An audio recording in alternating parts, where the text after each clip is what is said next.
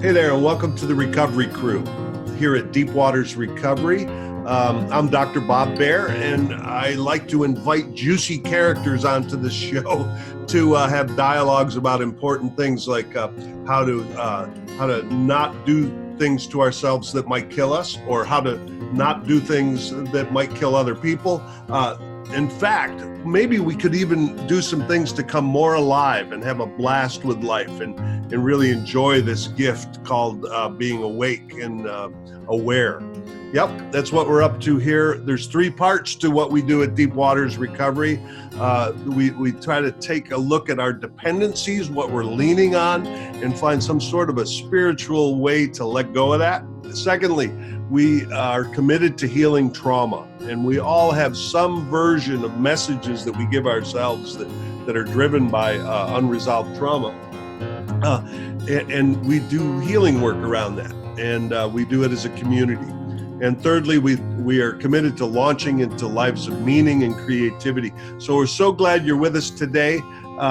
We have Charlie McGarty here. He is the founder and CEO of Active Recovery Coaching. He's found a way to bring physical activity into a healthy, creative recovery format. It's a very unique program. It'll be fun. Today we're going to get his story, and then on the next program we're going to be looking at the 9th step. So enjoy the show. Please like, share, subscribe, Instagram, follow, what all that stuff is. It really helps build the community here if you can get involved. And I guess that's about it. I hope you enjoy the show today. Welcome. Okay, look at that guy right there. Look at that guy on the screen. That is Charlie McGarty. Wow, we got Charlie McGarty on screen. And if you look to the left, that's his, I think he's, if I have this right, his 3-month-old daughter's crib is right there. Oh, yeah. Back there. See, nobody has seen Charlie for months. and now we know why. He's being a good dad. All right, welcome, Charlie. Thank you, Dr. Bob. Good to see you. I'm good to be seen. Yeah, man. And you've been on the way here for a while. And, because some of your employees, some of the dudes that you work with that admire you and are bringing forth that vision of yours that we'll talk about here, have already been on the Recovery Crew podcast. And we've been saying a lot of good shit about you. So I hope you appreciate that. Oh, yeah. I'm trying to push them out there as much as possible. Like I said, I'm behind the scenes these days, which it's weird, but it's necessary. Yeah, man. All right. So Charlie McGarty. Yeah. Glad you're here, brother. So Charlie McGarty, he's the Active Recovery Coaching and Active Recovery Homes now, which at the end of the podcast or throughout this thing, you can say some things about it if you want, but you'll have a segment at the end to really tell everybody about exactly what that is. Cool. But this, it's essentially the really quality recovery opportunities with a specific wellness programming in there that nobody else is doing. Healthy living and but not exaggerated exercise, and it's a unique deal that we'll hear more about.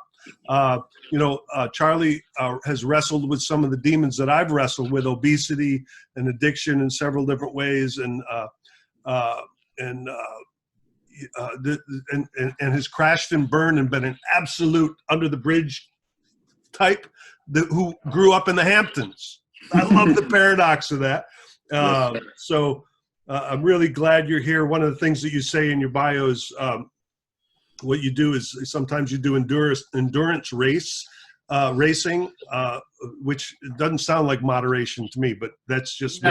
But as long as you do it properly, as long as you're doing it in a way that you're not injuring yourself, the endurance. Yeah, I know. I just messing. Like a challenge. I just messing with you, and spending time with his baby and his family. He says anything is possible, just make it happen. It's a little bit of a Nike. He's got a little bit of a Nike because we need that, man. I won't do it if I don't have somebody coaching me with some enthusiasm. So glad you're here. Thanks for having me. We are going to get Charlie's story, and then probably we'll break it into two segments because we're going to get Charlie to give us his wisdom on the 9th step, which is an important part of recovery. All of us have said, I'm sorry, oh, I'm so sorry 1,000 times, right? That is not anything to do with the 9th step, which is about the amends process in recovery. Right. It's really about reconnecting as human beings. So we're going to get to that topic, but I really think that we will. I'd really like to give us time to really hear Charlie's full story here. Nicole, are you still there? If you're still with us here, Nicole is the program manager of Deep Waters Recovery. I'd like her to just for anybody that wants to get involved in this podcast or reach out to us in our 10-hour recovery program. Would you say a few things about how people can reach us? Yeah, absolutely. So you can reach us at 512-677-7847, or feel free to email us at admin@deepwatersrecovery.com. That's admin@deepwatersrecovery.com. So if you have any questions about our program, comments, or if you want to be part of the podcast, please reach out. Again, 512-677-7847. Right, and if you send an email or leave a message, we'll bring the question up on the next podcast and address it. We want to get everybody involved. Please like and share and all that good stuff to keep this movement moving forward. All right, we got Charlie McGarty here, and I think I'd just like to, it's not your first time telling your story, but it's the first time we've gotten the beauty of it. So welcome here. Thank you. Take some time to let us know this beautiful path, Charlie. Thank you. I won't spend too much time in the addiction, more time kind of the transition, and then what has been taking place over I've been sober since January 1st of 2011, so I'm coming hopefully on 10 years, which is pretty amazing. But we share this past with overeating and being obese, being overweight, and that was my first addiction as a kid, was food. Loved food. Grew up in a family. Yeah, I'm from the Hamptons, but my mother was a house cleaner, so we didn't live in these fancy places. We would go hang out there while she was cleaning the house, and it looked all beautiful and extravagant for sure, but we went back home and it wasn't anywhere near like that. And she grew up in the city in the 50s and 60s, so they were used to, food was sparse, everything was about, limiting your resources. And so we would have to finish everything on our plate. You don't waste food. That's how I grew up. You don't waste food. And I was a chubby kid and I really loved food. So I would pile food on my plate and then I'd have to finish it because we couldn't waste it. Right. This would lead me to overeating because, I would keep eating even though I was full, because I wasn't going to get rid of the food. And that was how I grew up. And my family still eats that way. My mother, we go out to eat. They're overweight. My family's overweight. We'll go out to eat still these days, and she'll be, huffing and puffing, but I'm like, you can stop. It's like, I don't know if you had it in your family, but I've been to Food Addicts Anonymous a lot, and a lot of people tell a different story. If it's an Italian person up in front of the room telling their story, say, I'm from an Italian, so they say, have some more. And then the Irish person gets up there and says, it's Irish family. Say, eat some more. And then it doesn't matter. Every family is trying to get us to kill our feelings with food. Yeah, yep. And we were from the Northeast, and like I said, she grew up in the city, so it was pretty much like we were Italian. We ate pastas and breads and cheeses and heavy comfort food, especially in the winters. So it was all very filling foods. And they're very much every event we had, every family gathering, it was either my, 9 in the morning, we had breakfast, there was food everywhere, or my uncles were drinking, at 9 in the morning, getting drunk. That's pretty much how we grew up. And, so not knowing how to tell myself I can stop was how I built that. And that was 5, 6, 7, 8, 9, 10, and then finding alcohol and drugs, 11, 12. It was the easiest way for me. And I think this comes from growing up out there and not feeling enough or not feeling satisfied with what I had, feeling, less than was a big part of growing up out there and seeing what everybody else had and the fancy cars and all sorts of stuff, and not having that. I think that's what, I didn't love myself. I didn't value myself. I then ate, and then I got overweight, and I didn't. And food like the is way I looked. and when that restless, irritable, discontent, shame stuff, food works for a moment. It's like, because it's a sedative. Comfort. Yeah. My comfort. Yeah. That was my little safety blanket. And then that creates more of a cycle where if it's my comfort and it's my go-to, and then it makes me gain weight, and then I hate myself more. Right. I gain that weight, and I like myself less. Then it's just a shame cycle, cycle, like you said, and it just keeps going, and it keeps building. And it's like, and growing up that way for so long, you don't see a way out. I never saw a way out of that cycle. I feel like it's going to be too much work, and I grew up a middle child, so I was always like the, people pleaser. I was always trying to keep the peace. My older brother, younger brother didn't like each other. I was always like, I'm the middleman. I'm always trying to keep everybody at home.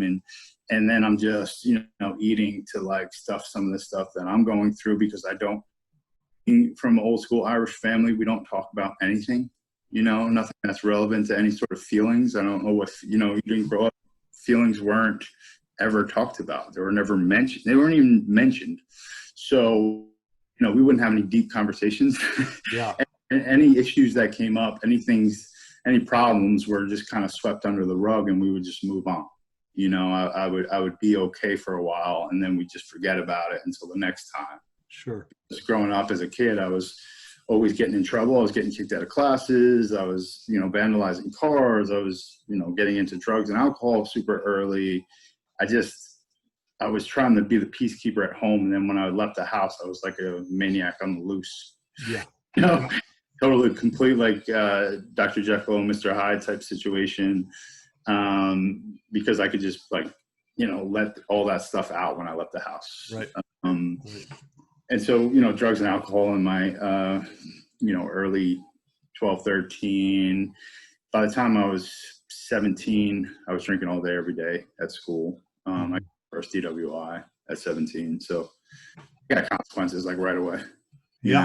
So they didn't catch me. I was pretty good at not getting caught until I was about That's 35. what I thought. Sometimes I prayed, or I've wondered, man, what would my life have been like if I'd have got slapped around earlier? It didn't deter me. No? I got 2 more after that over 14 years.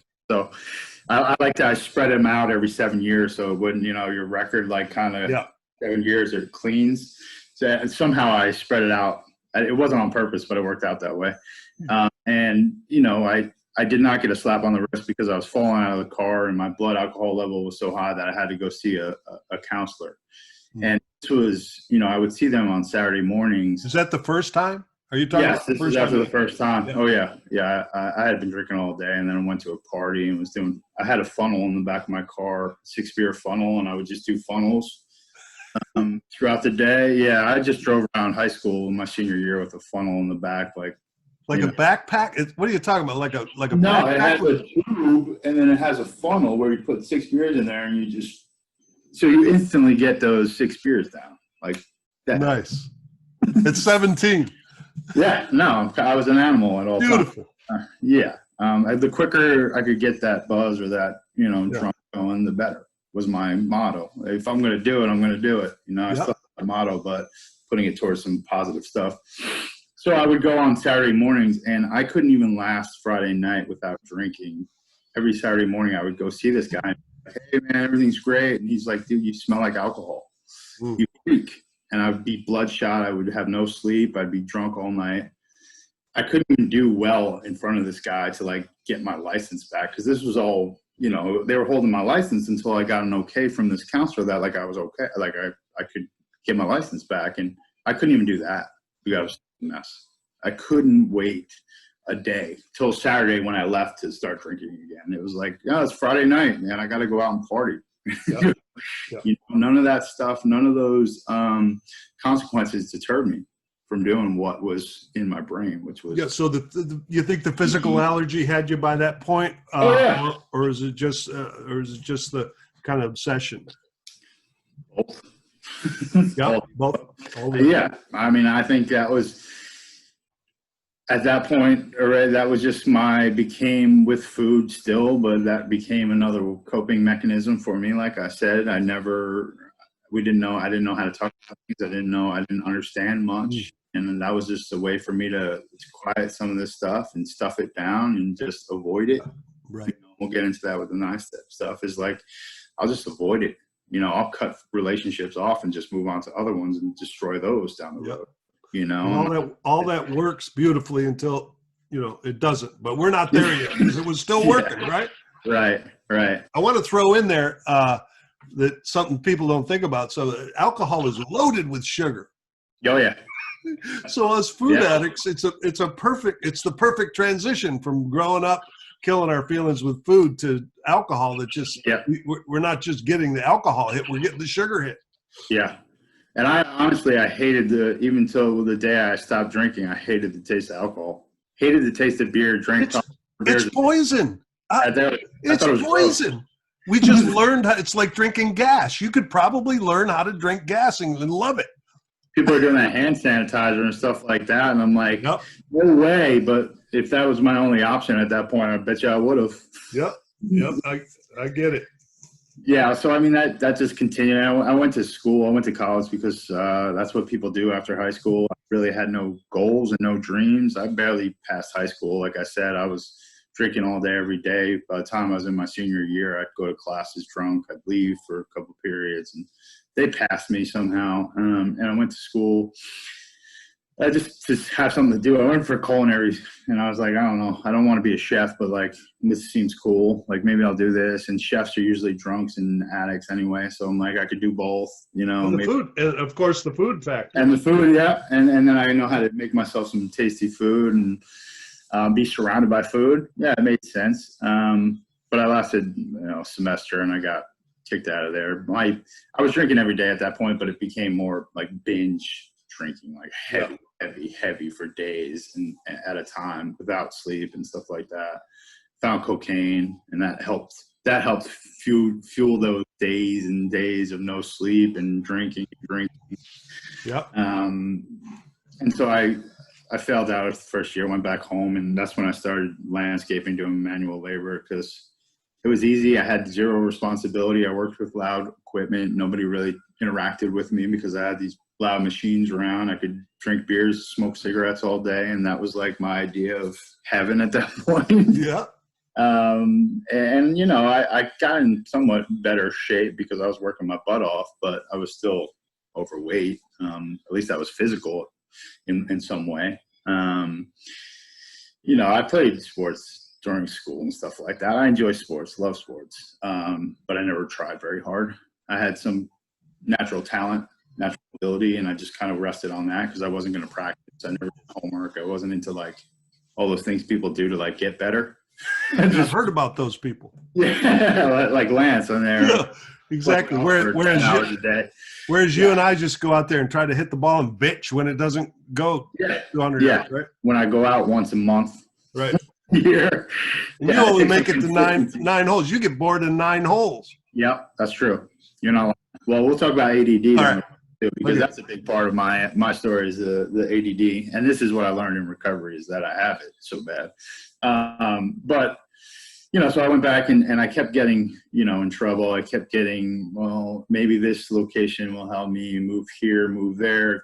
I went back to school. I've been to school for 7 years, and I still don't have a bachelor's degree. So I went for accounting, went for, I've gone, it was like trying to fix the situation with some outside stuff, but when I was 24, I got my second DWI, and it was the same judge that had seen me when I was 17 in East Hampton. And she was tough. So I was like, I got to go somewhere. I got to do something before they put me into treatment or they put me in jail, whatever they were going to do. So I went to a state-funded place called the Phoenix House on Long Island. Yep. And I was there for 6 months. And I was just biding my time. I stayed sober there, even though there was a lot of state-funded places are like jail. You can find drugs and alcohol in there if you really want to. Yeah. But I wasn't, you know, I kept my nose clean. The longest sobriety I've had in forever. But in the back of my head, I couldn't wait till I got out of there because I was going to start drinking again. I never committed to being sober. Yeah. Just biding my time. And so I did 6 months there. I got the judgment I wanted, which was a little slap on the wrist. She was like, "Oh, great job. You're doing amazing." And then the week later, I'm in Miami and I'm partying. And Right. So there was no way that I was. And when I talk in front of groups, I talk to a lot of younger guys, and I'm like, "Hey, man, like, you may be in here in treatment right now saying like, hey, I can't wait till I get out of here and get high because you're here for your parents or you're here for court or whatever. And like, that's fine. But while you're here, pay attention because you're probably going to need it down the road. You know, like, just be honest with yourself and be honest with everybody else if that's the case. But at least learn something. You're paying a lot of money right now. You might as well be getting something out of it. Yeah. And, you know, statistics are you're going to need it down the road if you want to, you know, have a life. So, yeah, I learned some stuff there. I just wasn't ready to apply it at all. Yep. You know, and so I just went back to my life of daily drinking and, you know, my eating disorder, which I failed to mention it, when I went back the second time to college in my early 20s, 2021, I found out that if you make yourself throw up, you can eat more. So once I found that out, I mean, it was like when I found out that if I did some cocaine, I could drink more. Like, that was a revelation, and they just went hand in hand. It was like, Yep.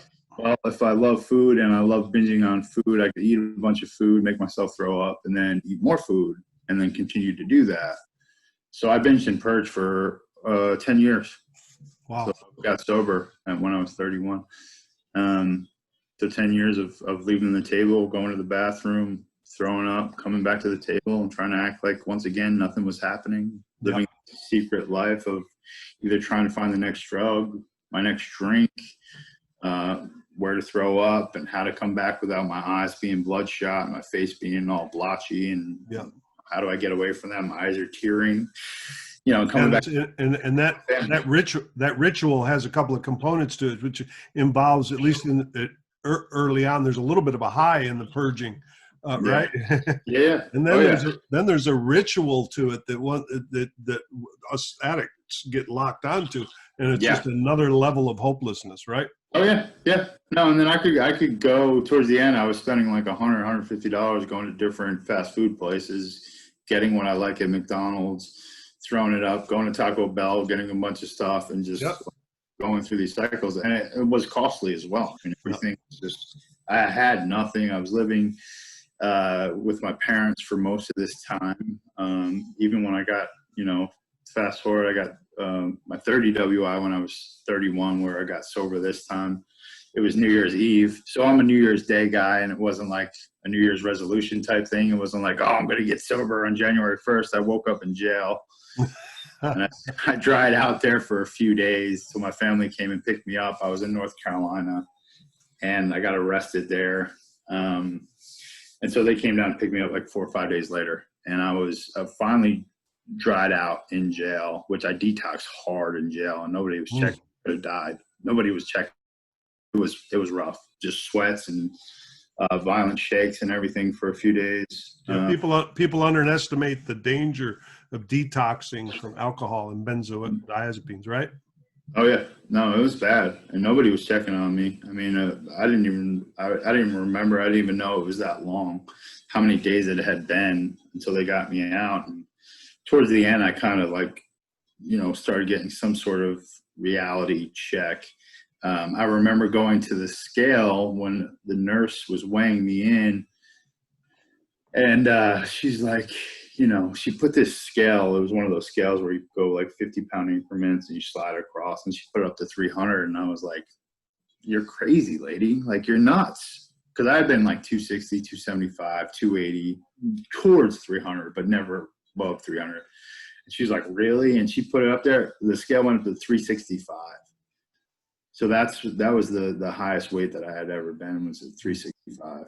And I was so delusional. I mean, being drunk all the time, I was looking in the mirror and I'm like, yeah, you you're not doing too bad. You can be handsome. Like, yeah, you definitely chubby, but I didn't realize it had gotten that bad.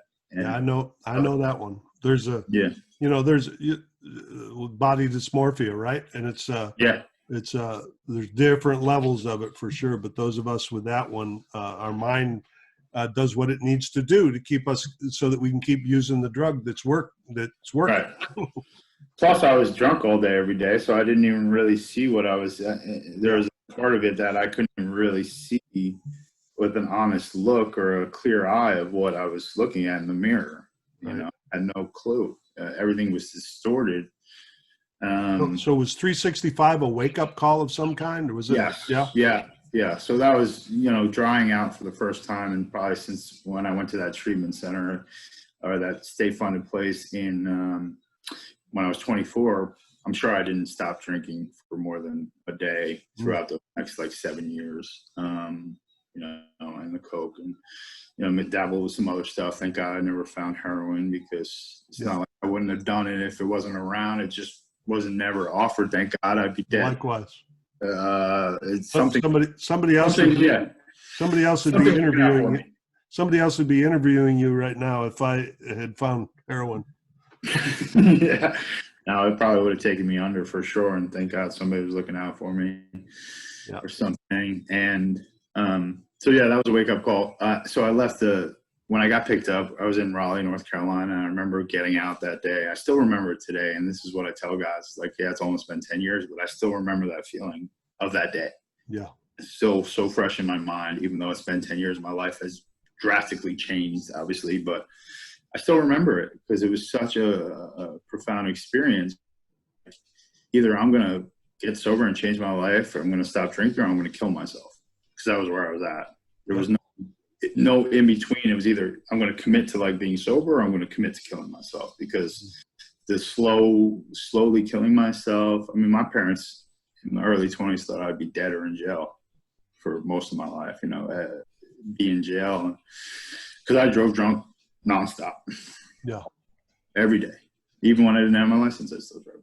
And I had drove big trucks and trailers and all types of stuff. Ridiculous. You're like the cyclone they talk about in the book, right? The cyclone blowing through the world. But apparently it didn't kill anybody. Thank God. I never got in any accidents. I didn't either, but thank God for that one. Yeah. We might have killed parts of our soul and part of the souls of the people that tried to have relationships with us. All right. So where are we now? Are we still in?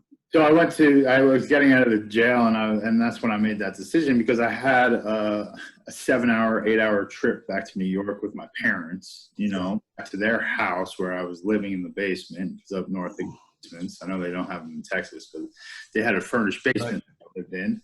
And I'm 31. I'm finally starting to take an inventory of where my life is. And it was, like I said, either going this route or this route. When I decided this route, I was like, man, I'm super ashamed of where my life is right now. That was a long drive with my parents picking me up from jail once again. Since I was 17, like I said, it was 14 years, and I'm still getting picked up by my parents from jail. And a long drive home with them, like, dude, again, what are you going to do here? And so I know I learned something in treatment. So I went back to another state-funded place and did 28 days there. I was sober for 14 days on my own, but in their basement. And I was like, man, I can't stay in their basement forever. I'm going to have to go back outside here, and there's alcohol everywhere. I need to learn. I knew I had learned some stuff, and I needed a little refresher. So I went into the state-funded place, which was not very nice. It was like jail, and there was a lot, once again, there was a lot of drugs and alcohol in there, but it did what I needed it to do. It set me straight. I was still in New York at that time, or still, you can't smoke in treatment, in state-funded places specifically. And I was still smoking. So I was hanging out smoking cigarettes, and they caught me, and they're like, hey, you got to stop smoking, or you got to leave. And I could have left, but I'm like, you know what? I need to be here. And the big thing I realized was it was more about I was addicted. I smoked for 20 years, but it was more about who's got the cigarettes? When can I go smoke this cigarette? How do I get away with this? That secret life. I was always trying to get away with something and get over on people. was the biggest part of my problem. I thought I had all these like secret things that I was doing in my life that were just, all it was just keeping me away from people and just selfishly in my own little world. And I knew that that was part of why I needed to quit, and I needed to be there. So I finally quit when I went through there, and I stayed and I found this this dingy little basement gym with like a bike and a treadmill, maybe a little bench. And I was never a workout guy. Like I said, I played sports, but I was never into working out. But I started hitting that bike for 5 minutes because that's all I could do at the point. My breathing was so labored from throwing up. My throat and everything was raw. My teeth were in really bad shape. My lungs from smoking for so long and being so much overweight, my breath was just very shallow.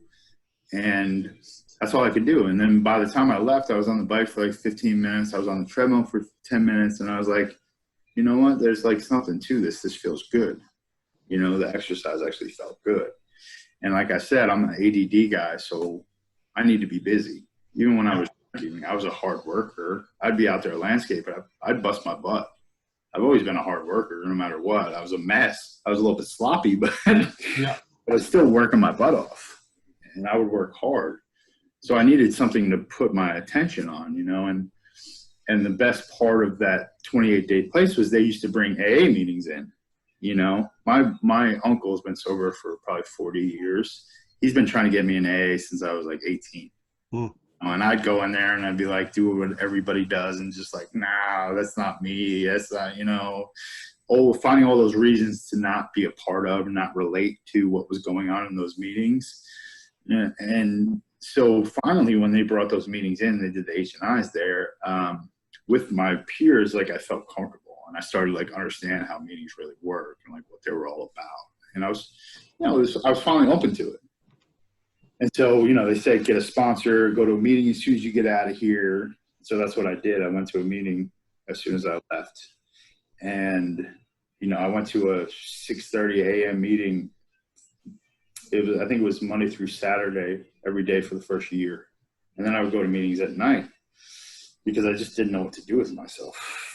So I'd hit that morning meeting. It was a meditation. It set my day on the right track. And then, I would go at night if I had time and I didn't know what else to do. I worked all day, and I went back to landscaping, which I was like, as soon as I was sober, I was like, this job sucks.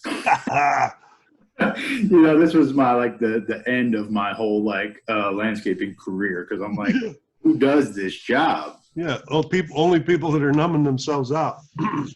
And people, I started working in a treatment facility in East Hampton.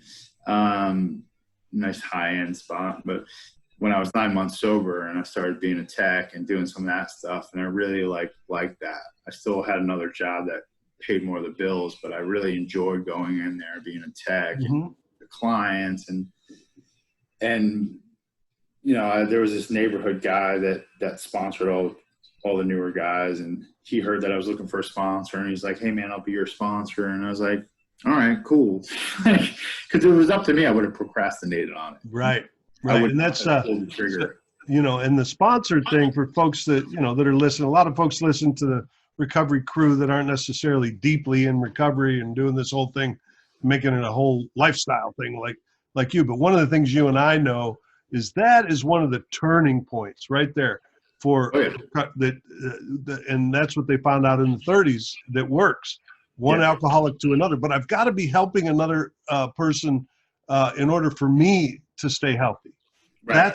That's the piece that's different in 12-step recovery than in a lot of other ways that we. Well, yeah, and plus the initial fact of him and we grew up by the ocean, so we'd go get in a car, we'd go by the ocean.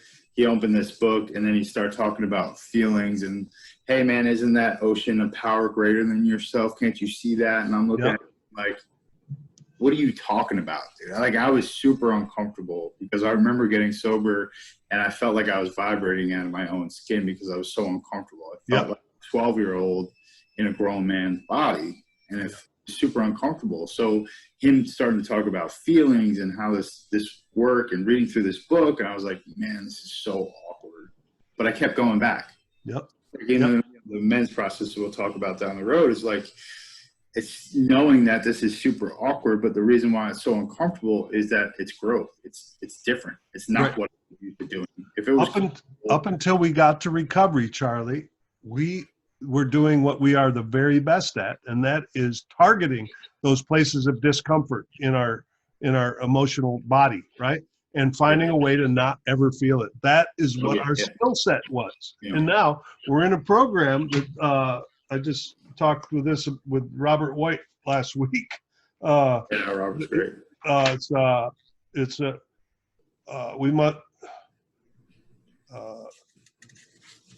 Let's see, what is that? That's worth grabbing here. Excuse for a minute.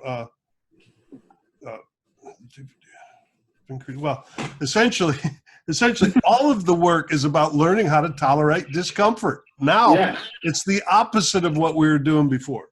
Right. Even though before what we were doing was, if we weren't so numbed out, was super uncomfortable. It should have been, right? We beat ourselves up in a way that for anybody to look at that. And I remember in the heavy addiction, laying on my bed and feeling like I was handicapping myself. I actually remember saying this to myself, like, there are actual people that are physically handicapped. I'm here laying down, like, in this feeling like I'm handicapping myself because I'm in such bad physical condition from the poison I'm putting in my body, the things I'm doing every day. I physically felt like I was limiting myself and handicapping myself. So like, so this guy reached in and pulled you out of the darkness, grabbed Charlie McGarty, pulled you out of the darkness and made you start feeling some feelings. Yeah. And start connecting with people like you talked about at the beginning. Like we're community guys that love being involved with other guys and being involved with the community, because he started plugging me in with people. And like I said, I went to a lot of meetings, raise your hand, let people get to know you. And I didn't want to do that. I had no clue. And I raised my hand and be like, I really don't want to be here, but I know I'm here, and people would come talk to me. And that was the biggest thing, was that I had cut everybody out of my life. My family was still around. I don't know why, but no friends. I wasn't really doing anything. I really had no life.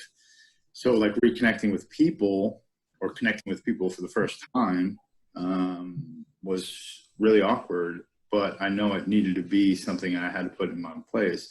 So it helped me, put myself out there a bit.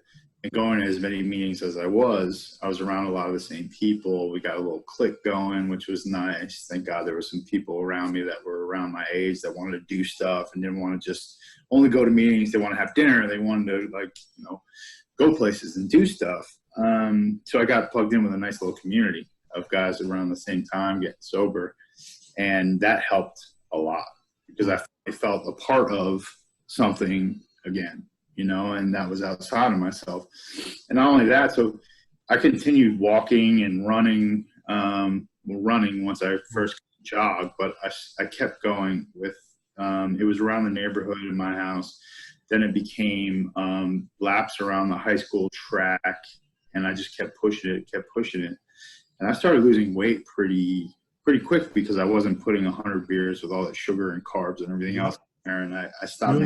You and I both know that the biggest part of it isn't exercise. The biggest part is stop putting the carbs and the sugar in the body, and that's and it's really hard to just stop without without some kind of spiritual. You said something else. You just kind of said it quickly. I want to make sure I point at it. You said I created there was a group around me that I got connected to, and you said something outside of myself, right? So this is important for folks that are thinking about, that might have some wounds around religion and God and all this 12-step stuff. It says, it doesn't matter. For me, and it's still true, the biggest way God shows up is my connections with guys like you. You're God. I mean, I know it's blasphemy to somebody, but you're God to me as much as anything else. So this kind of circle of people that are doing the work, for me, that's the most tangible. That's where I see God. Yeah. Drunks. God, the whole God group of drunks. Yeah. Sometimes I look around. sometimes I look around the room and it's a bunch of guys that look like you and me and some of the other scruffy boys that we know. And I say, this is my solution? Holy shit. And it is. It's beautiful. Well, yeah. Well, I was humble. I was humble enough to know I had no clue what I was doing. Yeah. So I was surrounded by these people, and some had 2, 4, 6, 10, 20 years sober. I'm like, well, I can probably get something from these people. So like, I have something to offer me, so I should get involved and invested in these people. I mean, there was some younger 20-year-olds that were sober 2, 3 years. And I'm like, dude, how, I'm 32, 33 years old at this point, but I'm like, how do you do that? Like 3 years sober, dude? Like you're 20, like there's people that aren't humble enough to like, oh, well, he's just a kid. Like he's a kid with 3 years sober. I'm here, 2 weeks out of the deal. Yeah. Like I could probably learn some stuff from this individual, but to be close. Are you kidding me? You and I both work at a treatment center. And most of the guys that go through there are younger dudes. And I'm telling you, I don't know if it's this time now. I could mention 2 or 3 guys that that are just, whoa, listen to this guy. Shut up. Just listen to this 21-year-old kid, man. He's, I don't know.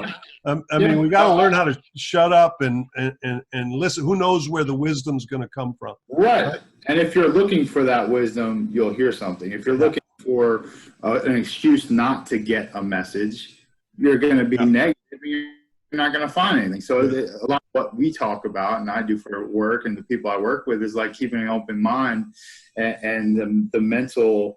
What you're going to put towards your mental condition. And I'm going to look for the positive stuff. I'm going to look for the silver lining. I'm going to look for like, how can I relate to this person, or how can that relate to what I'm going through? Yep. Even if at this point still, and I feel that way, is like, I don't care if somebody's 20 years old and has a year sober, because I have 10 years sober and I'm 41, whatever. It doesn't matter. Like there's still things that I can relate that like makes sense to me. Like, yep. And that's why I've got to learn. That's why I've got to move through the discomfort that you've talked through and talked about and share my story, even if I don't want to in a meeting. I got to at least make myself, because that's the service. Somebody else might need to hear it. And that's what will keep me sober. It's both. But I don't want to drag you too far off. I keep pulling you off of your story. So there was an exercise bike in the previous chapter, and now there's a so now you're with some buddies and there's a running component, and you're starting to lose weight, right? So I used to leave we'd go out to dinners after meetings and stuff like that, which was great because I wanted to start living again. I didn't want to be handicapping myself. I didn't want to be isolated. I wanted to be out doing stuff. But I would leave dinners at like 10 o'clock if I hadn't ran that day, and be like, hey, I got to get my laps in. These guys are like, you're crazy. Like, where are you running from? And I'm like, you know what? Like, I don't really feel like I'm running from anything. I really feel like I was running towards something. Like, I had this idea of where I wanted to go with this, and I was fully committed. So, like, I really felt like I was running towards a goal. And so I ran my first marathon when I was 2 years sober, which I trained for properly. I showed up on those days I didn't want to run.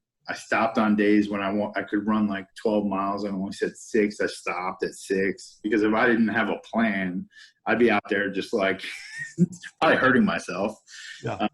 I finally stuck to a plan, and at the end of that thing, I got this medal, and it was great. But it was more about those 16 weeks of training that I learned so much. It was getting up, committing to something. Like I said, I've been to school for 7 years, never got a degree. I started a lot of stuff, never finished. Committing to that, showing up every day, challenging myself, sticking to that structure was huge for me. Yeah. It was nice to get that medal, but it was more about what that whole training process. Wow. That's so interesting to me. We are similar in opposite ways. I have marched through 4 different degrees. I've climbed that mountain. It's like a marathon. It is, man. I wanted to bail many times.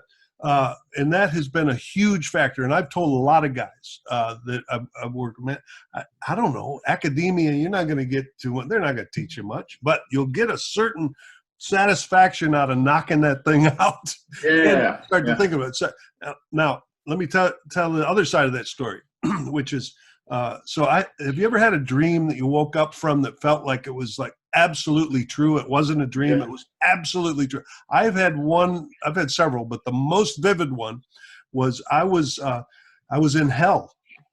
And I want to let you know what hell is. Hell is those weight machines that have that clunk, clunk, Yeah. clunk, clunk, and I can still hear it right now. And then there was a running, forcing me to run for a long distance involved in that hell. But that I just want you to know that I have a little resistance to exercise, Charlie. Yeah, sounds like it. I need help, brother. Well, I needed something to clear my headspace. So meditation is difficult for me with the ADD. But when I go out and run and my body's getting tired, my brain has the best focus it will ever have. And I get a lot of clear thinking. It's not like this. Once I start exercising, it's clear, and I get these. I always said I should have a tape recorder because I'm like, man, I get these great ideas out there, and by the time I'm done, I forget them. Yeah. But I just there was some clarity there, and also at that time, like with the community, I was so hollow inside and hated myself and all that stuff. But with that community, as I was losing weight, as I was getting sober for a while, showing up well, people were like, "Hey, man, you look," and like. At first, I didn't believe them. I was just like, yeah, whatever. Like, you're just being nice and everything. But, like, the more the community said the same thing, the more I was like, you know what? Maybe I am looking good. Maybe I am doing well in my recovery. Maybe I am doing well in my life now. And, like, I had to take a look at it. But I didn't want to believe people at first. Just like, you're full of it. You're just trying to be nice. And I could see it in their eyes and their face that they really meant it. They were genuine. But it wouldn't hit inside because it was just so hollow. Yeah. Slowly, people started building me up. And this is when you talk about working with others and giving back to others. Others helped me to like start filling myself up and starting to like get some confidence and believing in myself. Through others, I started believing in myself, When people were like telling me about this medal that I got at this race, they're like, oh, this is so great, man. I was like, yeah, that's cool. I still had trouble like giving myself one of these little things, and I do this a lot in my groups. I'll have them do this stretch like this, and then I'll like, hey, just give yourself a little pat on the back, for coming today and doing the work. Let's do it for anybody that's watching. Go ahead and do it. What is it? You stack your arms out here, and then you grab your opposing shoulder blades, and you just give you're giving yourself a hug, and a little pat on the back. And boy, you have turned into a touchy-feely dude. Look at this guy. See, I'm getting soft. I got the little baby girl now. I'm getting soft. Nice. It was at the point where it's like, if I could hate myself and talk about myself like I'm a piece of trash, why can I not start giving myself some acknowledgement of like, hey, you know what? Maybe you are doing well. It's not like an ego thing. It's more of a like, hey, give yourself a break. Yeah. And actually give yourself a little encouragement. It's part of recovery. It has a 6th and 7th step. In the 6th and 7th step, we take can I let go of these character defects? And also, can I own that I have possibly I have some quality? Yeah. I'm good at beating I'm either trying to tell you how great I am or telling you what a piece of shit I am. I'm not great at looking at the actual reality that I have some things to work on, and I'm also I'm pretty good human being. Yeah. And we need to have friends around us who are courageous enough to be intimate enough to say, because I see that in you, Charlie. You're just a genuinely loving, good dude. I mean, I can be honest. I can be a little rough around the edges at times, but at the same time, it comes from a genuine place. It's not a spiteful or a mean place. It's just like, hey, let's cut the bullshit. What it is, and that's more, I feel more genuine with saying something. You see how uncomfortable he just got when I was loving on him there? Yeah. It's and that's what we do, right? We love each other enough to make each other a little uncomfortable. And I do need your support. And all right, let's get this body healthier. All right, come on. And I'm kind of a touchy-feely guy that, when I bring you out, when you've been out to Braveheart a few times and you go off to the side, isolate, and I've kind of pulled you back into the center where the emotional work's going. We need to be pulling each other into whatever our stretch is. But I would never choose a guy like you in my life. You would never choose me. Right. It's like Right. now we choose guys that will challenge us a little bit toward health. Yeah, I mean, that experience was another uncomfortable experience that I went through. That was definitely a growth experience, and the whole time, you know, my brain is working on like ways that I shouldn't apply myself, or I shouldn't get engaged Yeah. for this reason or that reason. But that was another sign to me that, like, you know what, this is probably helpful to me. You know, having to put that aside and just be like, dude, just be here and be here for this experience and do it. And it, you know, it worked, and it taught me a lot. It's gaining perspective from any situation, even if I think it's like the completely, you know, we'll talk more about like my work history, but I'm a yoga instructor at this point. Like if you told me 10 years ago when I was 365 pounds that I was going to be doing yoga, I'd be like, yeah, okay. Like, Right. sure. You know, and then now I bring it out to like the last resort, and we do like broga, it was like this men's yoga, and I'm just trying to get more guys out of the mental, you know, box that yoga is for women or yoga is for a certain type of person, and it can't be enjoyed by all of us. And like, so if I put myself in that box, that whole part of me would not be around. So like my first instinct, he was like, no, hell no, I don't want to do that. But then taking advice, taking guidance, and seeing what it is, and then having and continuously trying to like adapt and enjoy or get perspective from any experience is what's huge for me, and what I try and talk to my guys from. Like, just as much experience as you want, as you need, and ask questions, and like, you know, get involved. Yep. So I think that's a little bit of a segue there. So in your recovery, you started to work in the industry, right? Yeah. And probably got your yoga certification and that, and then a little bit more openness in the industry to yoga as part of a healthy component of treatment. And I know that and then I think we're leaning toward active recovery coaching is going to get on. Well, it was Mr. Peter Perino. The executive director of Burning Tree. You can't you can't say the name without a chuckle of some kind, can you? No. I mean, I love him to death. He's been my mentor forever. Him and I worked at that facility in New York together because we're from the same area. Oh, I didn't know that. Yeah, me, him, and actually Nick Carderis. We all worked together at the same facility in East Hampton. So he was the one who saw kind of my progress. We met there as, you know, he was on a different, I didn't know him before working there. And he came in and was working the program. I was a director there, clinical person as well. And he saw my change happening. He saw the clients, like, you know, asking me questions about how I'm losing this weight, what I'm into, like, what do I do? And so he's like, man, you should just get your personal training certification. Because I was like, I'm not landscaping. I love doing this tech stuff, but like, that's not paying well. Like, where am I going to go with this? And that's where I've had the first thought of, like, I call that active therapy. So I thought it'd be a therapist at this point and have some sort of active component. But he's like, dude, just get your personal training certification. And I did. And that's when he got a job at Origins down in South Padre. Right. I drove him down there. I helped him move. And he's like, hey, man, like, I could probably get you a job down here. And I was like, yeah, okay. You know, that's just one of what people say, right? Like, yeah, I'll get you down here. And you're just like, okay.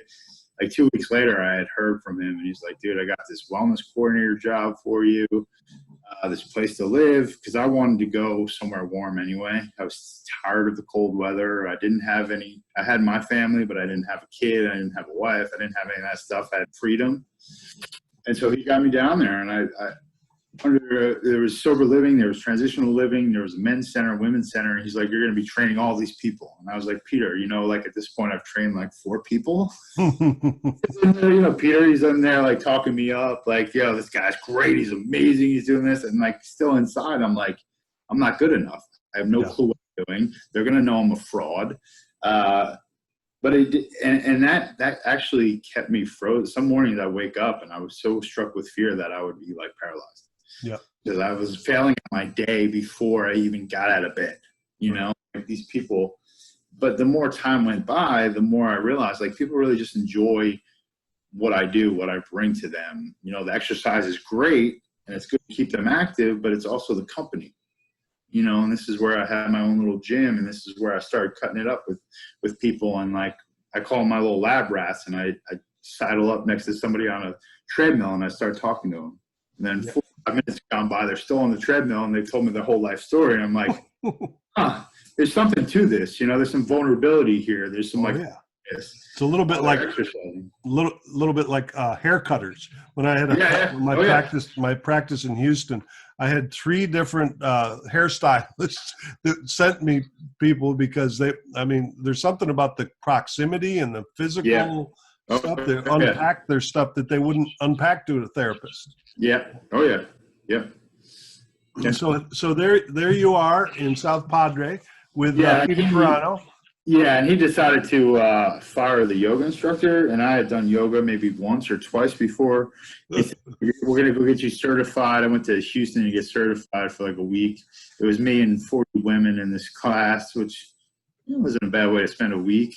Yeah. But it was super uncomfortable, and, you know, it was another thing, though. It was like I could have told him, no, dude, I'm not going to be the yoga teacher. I know nothing about yoga. I thought there was some benefit to it, but I feel super uncomfortable. This is going to be hard.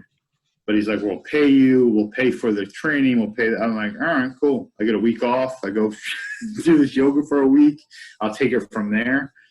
And it was just another way to challenge myself. And I came back and, you know, the men were fine. It was easy.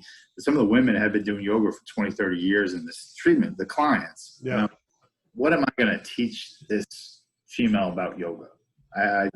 For my week-long class, you know, this lady's been doing yoga for 20 years, and I got to teach this class in front of her. I felt still very like, you know, not enough, or still very much like, you know, phony. Sure. But I was pretty good at like just making it look good. And I started to realize like all I had to do was kind of show up, be of integrity, offer who I am as a person, do a little bit of stretching, do a little bit of a workout, and people really loved it. You know, I didn't have to like drop the mic and have this blowout class where everybody's like, man, that was the most amazing class. Because if I set that expectation, I'm going to fail every time. Yeah. You know? And that was just me pressuring myself to be like, oh, you got to have the best class ever every single time you have a class. Yeah, we're going to have to, I think we're going to have to name this segment, The Benefits of Being Uncomfortable. Huh? Yeah. Is that a lot of your story? Like, yeah. Oh, yeah. Stepping into discomfort for growth purposes. Yeah. Yeah. I mean, that's how I got into like 50-mile marathons and the Ironman and stuff like that. Yeah. I learned to like discomfort, obviously. I mean, if you're going to be the Ironman, it's like 14 hours. So like there's some pretty times of discomfort on a bike for 8 hours while the seats, you're riding the seat. Yeah. That's as uncomfortable as I can possibly think of being. But we'll talk about that offline. Yeah. Hey, so you're at Origins, and just like anybody that doesn't know much about the treatment world, a lot of people move around to different places. So somehow you wound up back in central Texas and bringing your mat here. What tell us about active recovery? How did that emerge?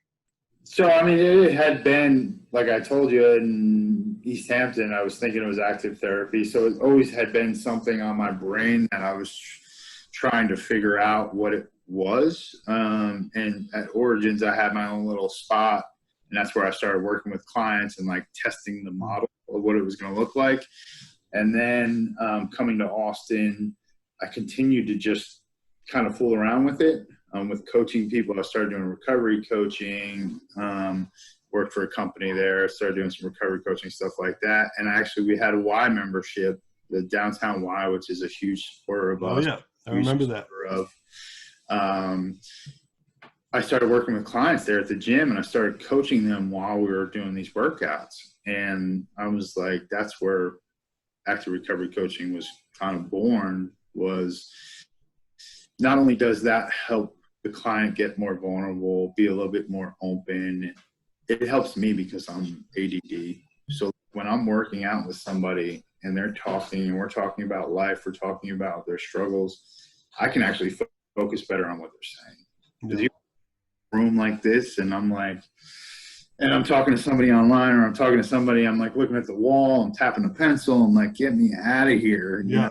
When I'm active and I'm doing something next to this person, I can really understand what they're going through. And I think a lot of people learn that way. I'm not a classroom learner. I'm more of a hands-on type person. And I think a lot of those clients are that same way too. So I can get, it works for me, it works for them. Yeah, just so our listeners know, underneath the desk, Charlie has a bicycle that he's pumping right now. That's the only. Be sitting on a freaking one of those balls. Yeah, able to sustain over here. And I am very fidgety, and it's just for me to focus and concentrate. I can do it for probably this period of time that we're in this thing, but other than that, I'm moving.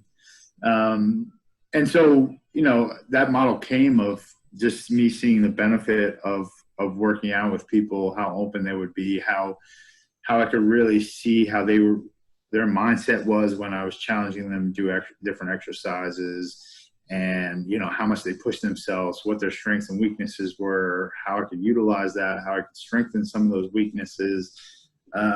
You know, and it had the cardio component, the strength training component, you know, a little bit of meditation at the end. And also we were working on like, hey, bro, like if somebody went through a job interview and they had a bad one, we could just chop it up. Okay, why do you think it went bad? You know, and this way I'm on a machine, my client's on a machine, we're looking out the window. So we're not staring at each other in the eyes like this, getting super comfortable in an office. So this person's able to get more vulnerable, I think, just because we're not sitting in a room staring at each other in the eyes. I mean, that's difficult for most people in early recovery. I feel like it was for me, for sure. I mean, you know, I'm not the best at it, but I can look at people in the eye. But it just seemed to work so well that we're working together, we're talking, but we're not staring at each other. We're looking out the window. And, you know, I just felt like there was something to it. And so that's kind of how the actual like individual model of ARC started. Yeah. And now you have several guys that you've trained on how to do that sort of subtle. It's like a trick. You're pulling off some tricks over there. Yeah, I call it. It's like motivational interviewing is what they call it, but I call it positive manipulation. Positive manipulation. That's right. Manipulation. Like, we're just going to exercise, and while we're here, I'm going to have you unpack the deepest, darkest shit of your entire life. But I'm not going to tell you that. We're not therapists, so I'm not digging deep back there. I'm like, where are you at right now? Yeah, I know. Oh, and that's, I mean, we're definitely not therapists. It's just like, hey, man, where are you at? What are you doing? And it's working. Charlie and his team are in several different treatment centers doing this work. And then for guys, when they get in sober living afterwards, it's a way to keep things up and running. For me, there's three at Deep Waters. There's three components. First is address the dependency. We talked about that. The second thing is we got to deal with some of the trauma. The discomfort that you keep talking about is unresolved trauma that you've talked, that winds up being low self-esteem in our head and telling us, you're right. And then the third piece is you create a life of meaning, something that has some juice that we can move forward with. And for some folks, that exercise piece, getting the body in shape, is like a huge thing. And so I know you're really, you brought what you've needed. Like, that's kind of what I'm doing. I needed to do this deep healing work, man. To survive, and I needed I'm just bringing to other people what people have brought to me. And well, that's what it was for me. It was like, this is definitely something I've needed, and this is something that's been helpful for me. So like, and that's what I said at like Origins, the other places, was like, let me test it out and see if this is what other people need. And it kept getting good results. People were interested. People wanted to continue this stuff. So it's like, there's something. And apparently you're doing something right, because I don't know, guys like you and I that have been in the places we've been in, the shit that you just unpacked. I mean, how do you wind up with a great wife and a little baby and an actual life? You have an actual life, don't you? Oh yeah. Yeah. I want to move toward the end here, Charlie. I want to kind of move toward closure for today. But in our next segment, though, we're going to have you talking about the 9th step. Cool.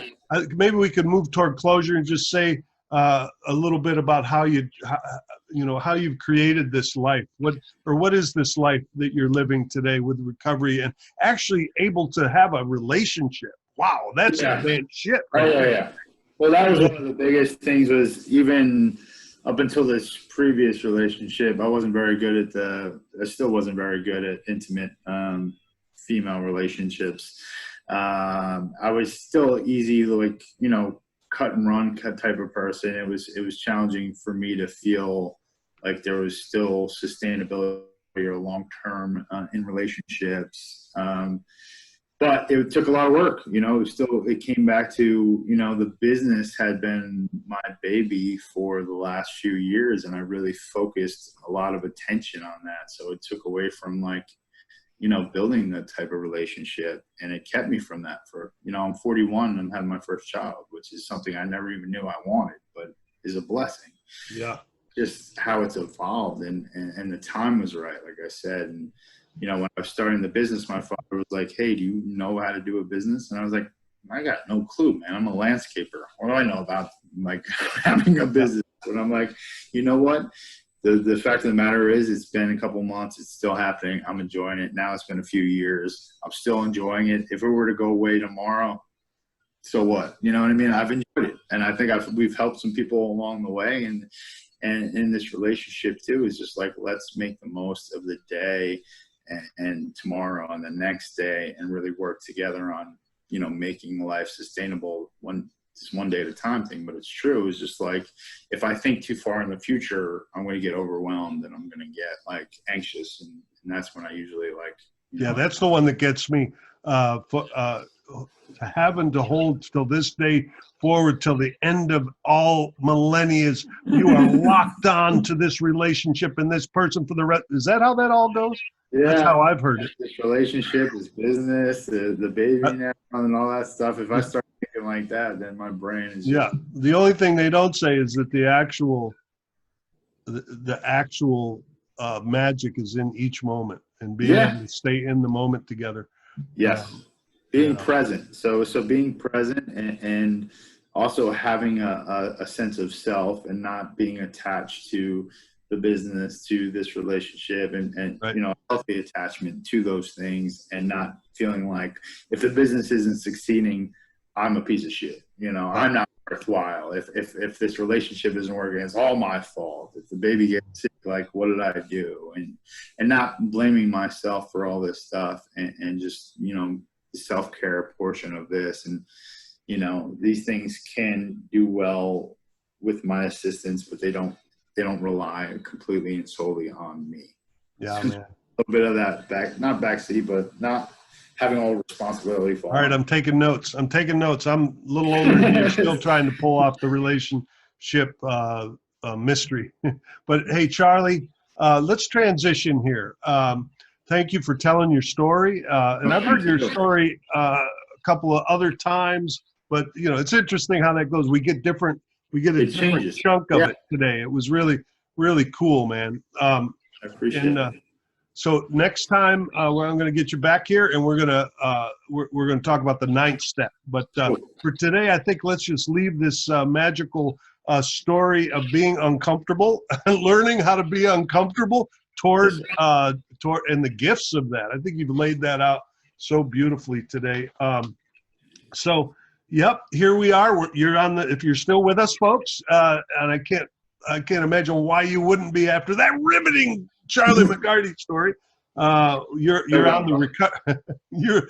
the recovery crew here, and that's part of the Deep Waters Recovery Network and program. The program is a 10-hour program for people to launch into the lives of lives of authenticity, taking a look at dependencies and healing the trauma, as well as finding a mindfulness way of living. It's sort of in Charlie and his boys are part of this program. I'm not going to unpack all that right now, but we are allies. Say it again. There's girls too. There's women too. It's not just guys. Oh, did I say guys? Yeah. There's women too. Yes, and for deep. Thank you. There are women in the world. Thank you very much. No, there's women coaches and there's women. Yeah. I know. Yes, and both of our programs are although you and I have, it's true, we've mostly worked with men, but Yeah. in another lifetime, I did a lot of weekends with men and women. I'm pretty much known in this Central Texas region for the Braveheart experience, which is a men, with the men. which is a men's thing. But I am letting you know that I've worked with women, and That's few why women that I'm trust bringing me. it up, because we have worked at many men's. Yeah. But now we're working at a lot of mixed centers, and Yes. So we want to urge the women Right. to get involved, because the active recovery coaching and all that stuff is I've always had female clients and stuff. Yeah. Like that. It's so good for the population. So go ahead. Before we close here, I want you to say everything about how people, what is the service, and how can people get in touch with you if they want to get involved with active recovery coaching? Okay, so active recovery coaching, there's a couple different components to it. There's a wellness programming where we partner with treatment centers and we bring in group fitness. We talk about, healthy eating habits, routines. A lot of our centers are 5 days a week, some are 3. It varies per treatment center. But we just want to add that wellness, that fitness piece, doing the yoga, the mindfulness piece to it, and making sure that there's conversations being had about healthy and unhealthy behaviors around exercise, healthy and unhealthy conversations around food and eating habits, and especially when you put down the alcohol and you start picking up this food and treatment, like just starting those conversations there. And then aftercare, we work with IOPs doing similar work. And then we also have our individual services, which is one-on-one with the coach and client. Yeah. And also the Sober House, Active Recovery Homes, where we have it's men's homes right now, but there will be women's maybe down the road. I don't know. Who knows? We'll see where this takes us. But it's the ARC, the Active Recovery Coaching, one-on-one stuff is included with the rent, because we just know how valuable. And we've worked with a lot of really good sober livings over the years. We've had a couple clients here, a couple clients there. My passion was just to bring the community, a whole community together, with everybody getting the same exact service. That's right. Knowing that everybody is in that same culture and same mindset. So that's why that was born. Nice. And Charlie at activerecoverycoaching.com, Charlie at activerecoveryhomes.com. Charlie with an IE, right? IE, yes. Yep. And what's the website? activerecoverycoaching.com or activerecoveryhomes.com. Nice. Congratulations, Charlie, for pulling that off. It's a really useful, unique service, and it's really congruent with who you are. I appreciate that. And Nicole, if you're still with us there? Yep, still here. Nicole is our program manager at Deep Waters Recovery, and maybe just give the email address and phone number and anything else you want to say about our entity. Yeah, absolutely. You can reach us at 512-677-7847. If you have any questions about our program, comments, or if you want to be part of our podcast, please reach out. Again, the number is 512-677-7847, or email us at admin@deepwatersrecovery.com. That's ADMIN@deepwatersrecovery.com. You can also reach us on all the social media sites, Instagram, Facebook, LinkedIn, YouTube. Our YouTube channel is Deep Waters Recovery, and our podcast is The Recovery Crew. Yep. Thank you. Follow us, like us, subscribe, all that good stuff to keep this thing alive. And again, thank you so much, Charlie, for being part of this. And I appreciate it. We finally got to do this. Yep. And we're going to do the 9th step. So make sure you come back for the next segment. We're going to take a look at the actual way to make amends, as opposed to the half-assed way of saying, I'm sorry about all the bad shit I did. Okay. So prayers. Yeah. I won't do it ever again. I promise. If you do this, I won't do it ever again. That's right. Yeah. Okay, partner. All right, everybody. You're in the deep waters now.